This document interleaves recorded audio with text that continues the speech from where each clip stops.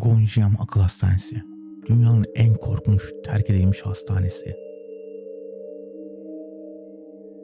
Derin, sık ağaçlarla çevrili bir ormanın içinde, geçmişi sırlarla örtülü bir bina duruyor.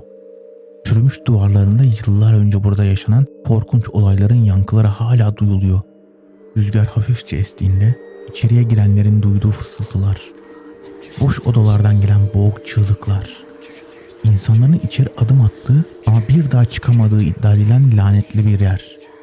Burası Gonjiam Akıl Hastanesi. Güney Kore'nin en korkutucu yerlerinden biri olarak bilinen bu hastane 1990'lı yıllarda ansızın kapatıldı. Resmi açıklamalar tesisin sağlıksız koşulları nedeniyle kapandığını söylüyordu. Ancak halk arasında anlatılan hikayeler çok daha ürkütücüydü. Hastalar açıklanamayan şekillerde ölüyor, kimileri gece yarısı çığlıklar atarak ortadan kayboluyordu. Hastanenin başhekimi bir gün aniden kayboldu ve bir daha ondan haber alınamadı. Söylenenlere göre hastanede çalışan hemşireler ve doktorlar bile hastaların ruhsal çöküşlerine engel olamıyordu. Peki Gonjiam gerçekten bir akıl hastanesi miydi yoksa çok daha karanlık bir şey mi saklıyordu?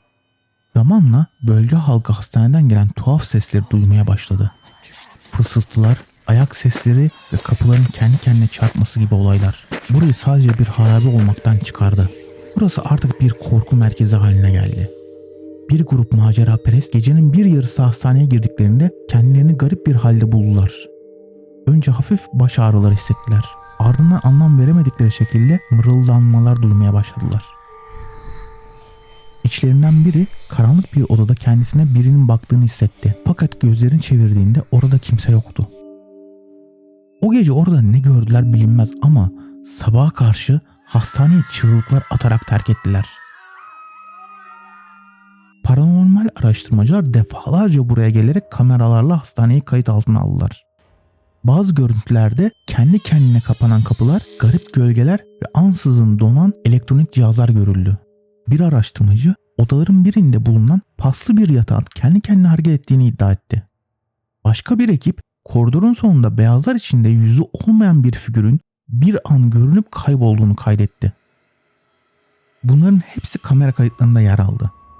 Peki bunlar gerçekten burada hapsolmuş ruhların varlığı mıydı? Yoksa bilinçaltımızın bize oynadığı bir oyun muydu? Gonjiam'daki en korkunç noktalardan biri 402 numaralı oda olarak biliniyor.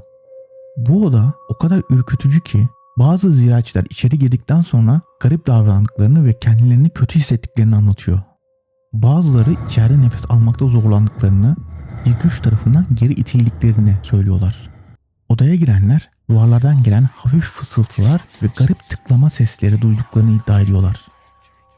Fakat en korkutucu olanı şu: odadan çıkmaya çalışan bazı kişiler kapının aniden kapanarak onları içeride kilitlediğini söylüyor.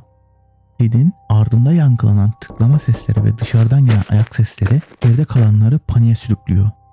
Dakikalar geçtikçe odadaki hava daha da ağırlaşıyor.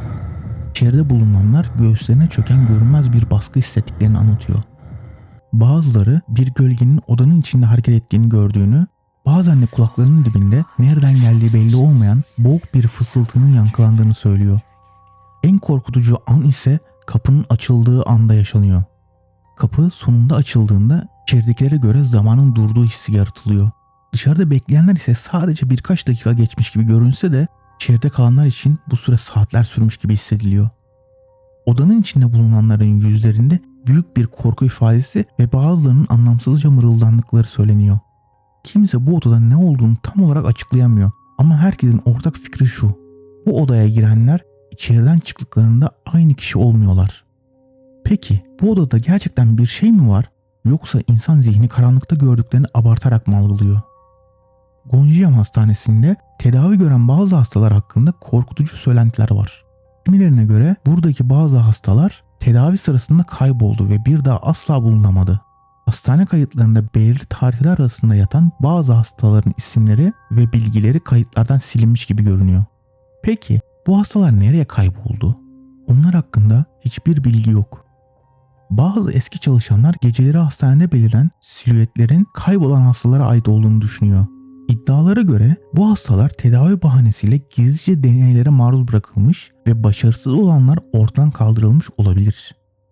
Bazı raporlarda belirli bir tarihten sonra taburcu edilen hastaların asla ailelerine ulaşmadığı, adres bilgilerinin kayıtlarda eksik olduğu ve bu insanların bir daha görülmediği belirtiliyor.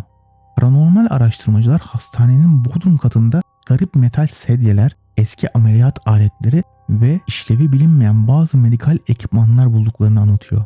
Kimilerine göre burası normal bir hastane değildi. Peki bu insanlar gerçekten kayıp mıydı? Yoksa hastane duvarlarının ardında unutulmuş bir sırrın kurbanı mı olmuşlardı?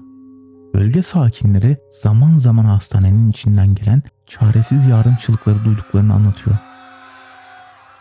Bu sesleri duyduklarında binaya yaklaşan insanlar içeride kimse olmadığını gördüklerinde ürperdiklerini söylüyorlar.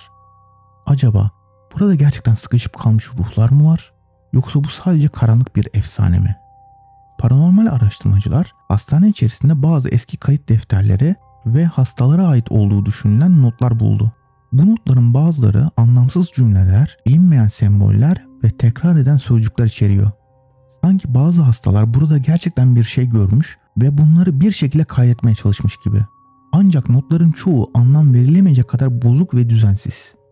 Bazı odaların duvarlarına kazınmış tuhaf işaretler bulunuyor. Bunların ne anlama geldiği hala çözülebilmiş değil. Bazı teorilere göre bu işaretler bir tür ritüelin parçası olabilir ya da hastaların sanrılarının bir yansıması olabilir. Gerçek ne olursa olsun burada bir şeylerin yolunda gitmediği açık.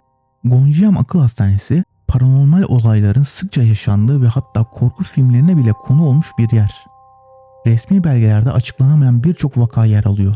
Kimileri buranın gerçekten lanetli olduğunu ve burada yaşanan trajedilerin enerjisinin binada hapsolduğunu düşünüyor. Kimileri ise bunun tamamen uydurma bir efsane olduğuna inanıyor. Ancak şu kesin, bu hastaneye adım attığınızda içeri giren herkesin hissettiği o ağır ve kasvetli hava size buranın sıradan bir yer olmadığını fısıldıyor. Peki sizce Gonjiam gerçekten lanetli bir hastane mi, yoksa korkularımız bize oyun mu oynuyor? Yorumlarda düşüncelerinizi bekliyorum. Belki de bazı sırlar sonsuza dek gömülü kalmalıdır.